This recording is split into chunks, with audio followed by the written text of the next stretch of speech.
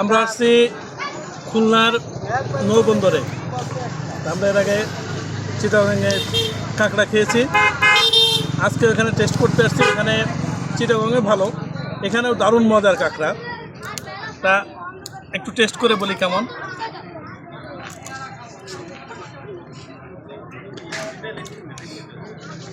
দারুণ দারুণ, অনেক মজাদার। ভাবছিলাম যে এখানে অতটা মজা হবে না, কিন্তু এখানে বেশ মজা। আমরা দুই ধরনের আইটেম নিছি, একটা হলো স্পাইসি আর একটা ফ্রাইটা রেডি হচ্ছে।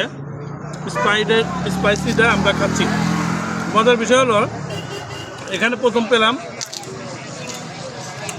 এই কাঁকড়া খাই হলো পরোটা দিয়ে।